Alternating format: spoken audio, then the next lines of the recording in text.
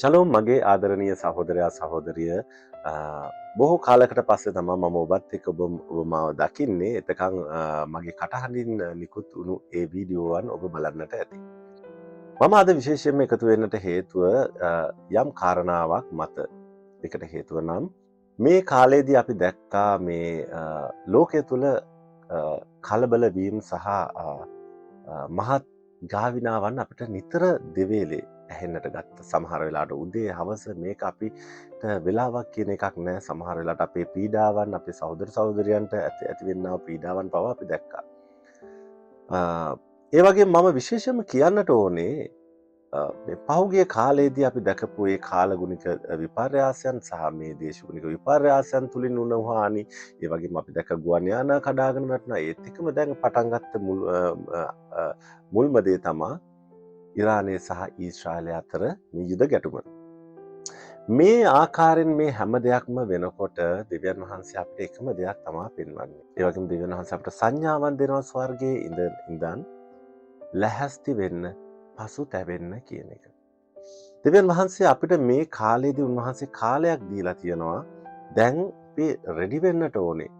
උන්වහන්සේගේ පැමිණීමේදී කියන එකට ආත්මිකව ලැහැස්ති වෙන්න ඕනේ. ඒක පසුතැවීම තුලින් තමයි විශේෂයෙන්ම මේ දේ සිදුවිය යුත්තේ.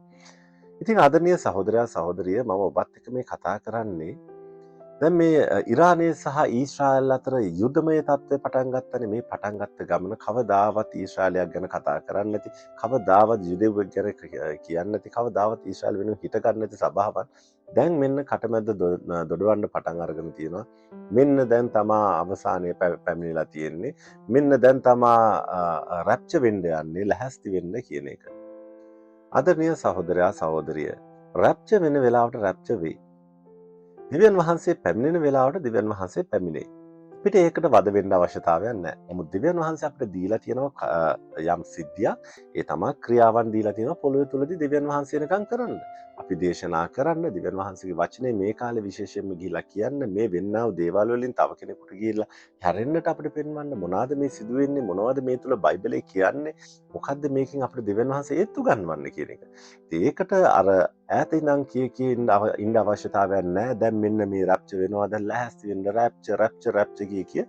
ඉතින් අපි දැක්ක බොහෝ වෙලාවට මේ සභාවන් බොහෝ වැරදි මත, එහෙම නැත්නම් බොහෝ ඇදහිල්ලිවන්තයන් අපිට මැසේජ් කරලා කිව්වා, මොකද්ද මෙන්න මේ පාස්ටර්ස්ලා කියන්නේ, මෙන්න මේ අහවල් කෙනා කියන්නේ, මෙන්න මේ දේවල් කියන්නේ කියලා. ඉතින් මේ කාලේදී මම දකින්නේ එකම දේ.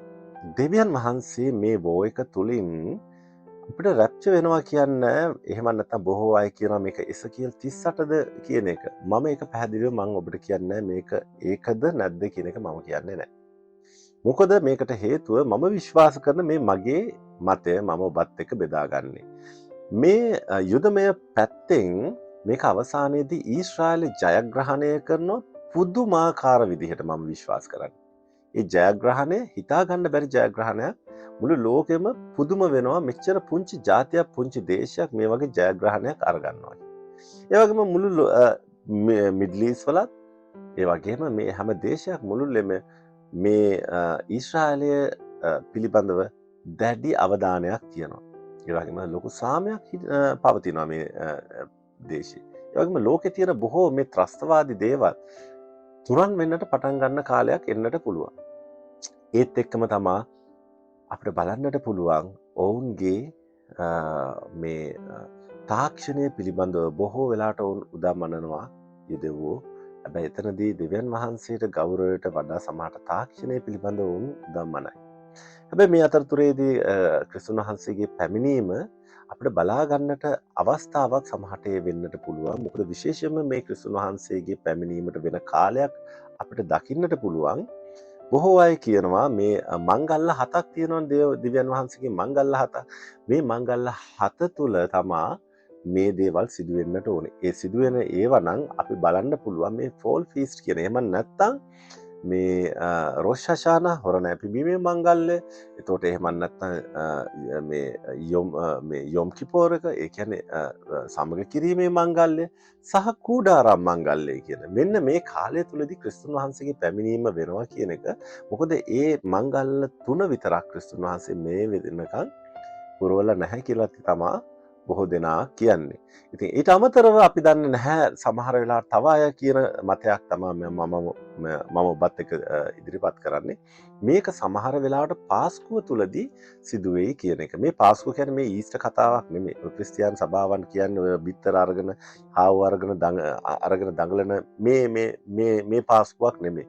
පාස්කුව කියන්නේ බිබිලිකලි. එහෙම නැත්නම් බයිබලයේ තුල හරි පාස්කුව මම මේ කතා කරන්නේ. ඒ පාස්කුවේදී අපි දැක්කා බොහෝ වෙලාවට ඒ කියන්නේ දෙවියන් වහන්සේ මේ මිසරයෙන් එහෙම නැත්නම් මේන් අරගෙන ආවා ඊශ්‍රායල් ජනතාව පිටතට අරගෙන ආවා. එතකොට ඒ වගේම තමයි මේ ලෝකයේ කියන මිසරයෙන් දෙවියන් වහන්සේ තම සෙනගව ඔසවා ගන්නවා කියන එක පිටතට අරගෙන ඇවිල්ලා දෙවියන් වහන්සේ සමග යේෂුවා සමග ගත කරන කාලයක් වෙනවා කියන එක. ඉතින් විශේෂයෙන්ම පහුගිය කාලෙදී අපිට ඇහුණා අපිට දැනුණා බොහෝ ක්‍රිස්තියානි අය හරියට ඇඟිලි දික් කරනවා මේ යුදෙව්වන්ට මොවුන් මේ වැරදි කරනවා මොවුන් මිනිමරනවා මොවුන් මේ දේ කරන්නේ මේ වැරදි දෙයක් එහෙම නැත්නම් මේ අනිත් අයගේ දේවල් වලට කියලා බෝම්බ දානවා මේ දේවල් කියලා. ආදරණීය සහෝදරයා සහෝදරිය සමහර වෙලාවට අපි ක්‍රිස්තියානි සභාවන් හෝ සමහර සභාවන් හරි ආදරේ යුදවන්ට බොහෝ වෙලාවට ක්‍රිස්තියානි අධිහිරිවන්තයන්ව ගත්තාම ඔවුන් තියෙන එකම මතය තමා මේ ඔවුන් කතා කරන්නේ මේ රිප්ලේස්මන්ට් තියොලොජි කියන එක්තරා මම මේක කතා කරන එක ශාපයක් කියන එකට. මේ ශාපයට වහල් වූ සමහර ක්‍රිස්තියානි අය අදත් කියන්නේ යුදෙව්වෝ සහ ඊශ්‍රායලය කියන එක දෙවියන් වහන්සේ අමතක කරලා තියෙනවා.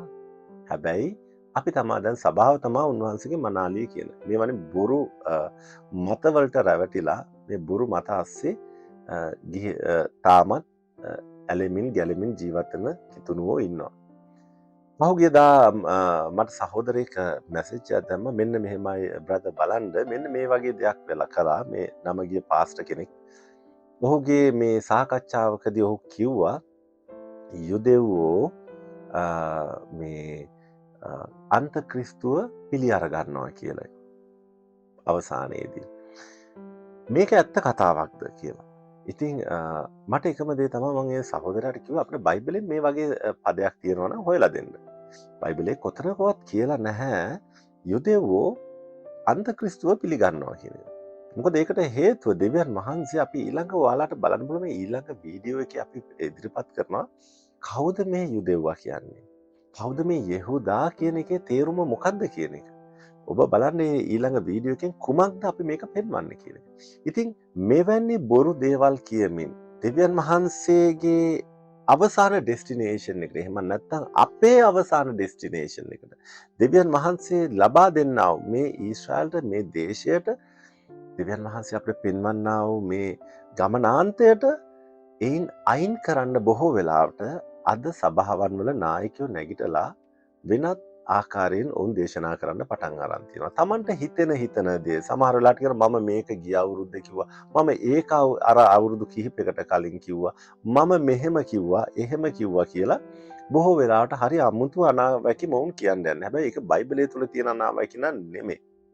මටත් කියන්න පුළුවන් ඕන තරම් අනාවැකි කියන්න පුළුවන් මේක අරකයි ඒකයි කියලා. නමුත් මම හැම වෙලෙම ඔබත් එක්ක කතා කරන්නේ මේක මට හිතෙන දේ. මට දෙවියන් වහන්සේව පාවලා දෙන්න බෑ. මේක දෙවියන් වහන්සේ මට කිව්වා, දෙවියන් වහන්සේ එහෙම කිව්වා කියලා මට ඒක කියන්න බෑ. දෙවියන් වහන්සේ සැබවක්ම කියනවා නම් මගේ කටින් කියන්නේ මම දෙපැත්තක් ඒ කියන්නේ පරිස්සමෙන් තමයි ඔබත් එක්ක කතා කරන්නේ. ඒකට හේතුව දවසක මම ජජ්මන්ට් එකේදී දෙවියන් වහන්සේට උත්තර දෙන්න ඕනේ හින්දා. ඉතින් මෙවැනි බොහෝ දේවල් මේ ඔසවා ගැනීමට මිනිසුන්ව කලඹනවා මේ කාලෙදී. ඒ වගේම තමා මේ යුදෙව්වන්ට ඊශ්‍රායල් වලට විරුද්ධව කතා කරනවා. ආදරණීය සහෝදරයා සහෝදරිය. තවත් ඔබත් එක්ක දෙයක් කතා කරනවා නම් මේ ඔක්තෝබර් 7 එහෙම නැත්නම් ඔක්තෝබර් 7 වෙනිදා මේ යුදෙව්වෝ තමන්ගේ පාඩුවෙන් තමුන් ජීවත් වුණා. කිසිම හේතුවක් නැතුව කිසිම දෙයක් කරන්නේ නැතුව අනුන්ට විරුද්ධ වෙන්නේ නැතුව තමන් එදිනදා තමන්ගේ වැඩ කටයුතු කරගෙන ගියා. හැබැයි මෙහි හිටපු ගාසායකේ මේ වැසියන් සහ ඔවුන්ගේ හිටපු හමාස් සංවිධානය මොවුන් ඇවිල්ලා 1500කට අධික ප්‍රමාණයකටත් වඩා මරා දාලා ඒ හිටපු තව 200 ගානක් 300 ගානකට අධික ප්‍රමාණයක් අරන් ගිහලා මේ ටනල්ස් පොළොව යට හංගලා ඒ වගේ විතරක් නෙමේ හොස්ටේජස්ලා විදියට අරගෙන ගිහිල්ලා ඒ විතර නෙමෙයි පුංචි දරුවගේ ඉඳන් බිලින්දගේ ඉඳන් මරලා දාලා ඒ වගේ නෙමේ ඔවුන්ව රේප් කරලා දූෂණය කරලා ඒ වගේම ඔවුන්ගේ හිස ගසා දාලා ඔවුන්ව මරලා දාලා ඊටමත් පහත් අන්දමින් උන්ට වද දුන්නා. මම ඔබෙන් අහන ප්‍රශ්නයක්. පුළුවන් නම් ඔබ මෙන්න මේ දේ කියන්න. ඔබේ ගෙදරට කවුරු හරි කෙනෙක් ඇවිල්ලා ඔබේ පවුලේ කෙනෙක්ව මරන්න උත්සාහ කරනවා නම් ඔබ පැත්තක ඉඳන් බලාගෙන ඉන්නවද? ඔබ කියනවාද ඔය කරන දෙයක් කරලා ගියද අපි මේ මනුස්සයට අනුකම්පාව දක්වන්න ඕනේ. එහෙමද ඔබ කතා කරන්නේ? එහෙම නැත්නම් ඔබ උත්සාහ කරනවාද ගිහිල්ලා ඒ ඔබේ පවුලේ සහෝදරයා සහෝදරිය දරුවා එහෙම නැත්නම් ඔබේ බිරිඳව ඒ ඇටැක් කරන්න එන කෙනාගෙන් බේරගන්න උත්සාහ කරනවාද? එහෙම නැත්නම් ඒ එන කෙනාට ඇටැක් කරලා කොහොම හරි ඔබේ පවුල පැත්තෙන් ඔබ ආරක්ෂා කරන්න උත්සාහ කරනවාද? යුදෙව්ව අදටත් කරන්නේ තාමත් මේ වෙනකොට හොස්ටේජස්ලා හංගගෙන ඉන්නවා මේ ටනල්ස් අස්සේ. මං අහන ප්‍රශ්නේ එකම දේ. ඔවුන්ට සාමය ඕන නම් ඇයි මේ හොස්ටේජස්ලාව නිදහස් කරන්නේ නැත්තේ?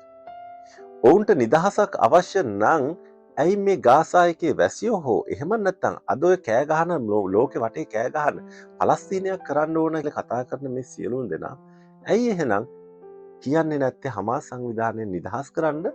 එතකොට ඔබට නිදහස ලැබෙන්නේ කියන එක. හැබැයි මේ පිළිබඳව කතා කරන්නේ නැහැ. උන්ට අවශ්‍ය කරන්නේ සහ මුලින්ම යුදෙව්වන්ව මේ පොළොව තුලින් අයින් කරන්න. ඉතින් ආදරණීය සහෝදරයා සහෝදරිය, විශේෂයෙන්ම මේ කාලෙදි මම මේ ඉරානයේ යුද්ධය සහ ඊශ්‍රායල යුද්ධය අතර දකින්නේ මේ අපි යන මහත් ගාවිනාවක එහෙම නැත්නම් මේ ගාවිනාවන් තුල ඉතාමත් බලවත්ම සිද්ධියක කොටසක තමයි අපි මේ ඉන්නේ. හැබැයි තාම රැප්චර් වෙනවා කියන එක මම විශ්වාස කරන්නේ නැහැ. අද හෙට රැප්චර් වීමක් නම් මම විශ්වාස කරන්නේ නැහැ. තව ඉදිරියේදී තව අපි දන්නේ කොච්චර කාලයක්ද කියන එක මම දන්නේ නැහැ. හැබැයි මගේ විශ්වාසය මේක මම හැම වෙලෙම කියන දේ මගේ විශ්වාසය. මම නම් තව අවුරුදු 10ක්වත් හෝ 5ක් හෝ කියලාවත් නම් මම නම් කියන්නේ නැහැ. උපරිම මේ අවුරුදු 2-3 ඇතුළත මේ දේ වෙයි. මොකද කවුරුත් මේ ඉරානය සහ ඊශ්‍රායලය අතර මේ යුදමය තත්ත්වය කාටවත් කියන්න බැරුව ගියා. කිසිම ප්‍රොපට් කෙනෙක් හෝ මොන කෙනෙක් මොන පාස්ටර් කෙනෙක් හෝ මොන දේවගතිවරයෙකුටවත්. හැබැයි දෙවියන් වහන්සේගේ සිදුවීම් මේ වෙනකොට බලන් ඉද්දී අපිට ඉදිරියට ඉතාමත් ඉක්මනින් වෙන දේවල් අපි දකින්නේ. අවුරුද්දක මම හැම වෙලෙම ඔබට ඒ දවස්වලත් කිව්වා අවුරුද්දක වෙන්න තියෙන කාලපරාසයක වෙන සිදුවීම් දැන් මේ සතියක් ඇතුළත ඒ අවුරුද්ද තුල සිදුවෙන දේ සතියක් ඇතුළත වෙන්න පටන් ගන්නවා. අද නේ සහෝදරයා සහෝදරිය මූලිකවම මේ කාලෙදී ඊශ්‍රායල් වෙනුවෙන් මම ඉල්ලන්නේ ඔබට ඔබ නැගිටින්න. ඔබ ඊශ්‍රායල් වෙනුවෙන් කතා කරන්න. අද ඔබ හිතනවා ඇති ඊශ්‍රායලේ නිකම් මේ උන්ට අවශ්‍ය විදිහට ඔවුන් දරුවන්ව මරනවා. එහෙම නැත්නම් මේ අහිංසක අම්මලා තාත්තලාව මරනවා. හැබැයි කවුරුත් හිතන්නේ ඊශ්‍රායල්ට වුණු ඒ විනාශය කුමක්ද කියන එක. හැබැයි මේක යුද්ධයක්. අපේ ලංකාවේ යුද්ධය තියෙනකොට ඒ යුද්ධය තුලදී දමිළ ජාතිකයන් මරනවා, සිංහල ජාතියක් මරනවා. මේ සියලුම දේ සිදු වුණේ මේ දෙගොල්ලෝ අතර තිබුණු එක්තරා යුදමය තත්ත්වය නිසා. ඉතින් ප්‍රශ්නේ තියෙන්නේ අද අපි බලනකොට අද මේ ජාතිය විනාශ කරන්න මුළු ලෝකෙම කෙල හෙලමින් ඉන්න අවස්ථාවක් තමයි මේ වෙලේදී අපිට දකින්න පුළුවන්. සමහර වෙලාවට ඔබ මට වීඩියෝස් වල කමෙන්ට් දාන්න පුළුවන්. ඔබ වීඩියෝස් හදන්නට පුළුවන්.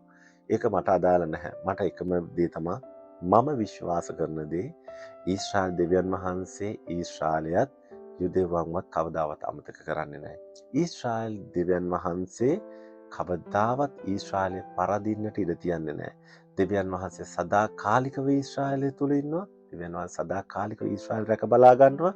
නොනිදා උන්වහන්සේ ආරක්ෂා කරනවා කියන එක. ඉතින් මේ කාලෙදී තව ඔබට වෙනත් හිමුතු දේවල් ඇහෙන්නට පුළුවන් ඉදිරියේදී මේ හැම මොහොතකදීම කලබල වෙන්නට අවශ්‍යතාවයක් නැහැ. ලැහැස්ති වෙන්න ස්වාමීන් වහන්සේගේ පැමිණීම එනවා.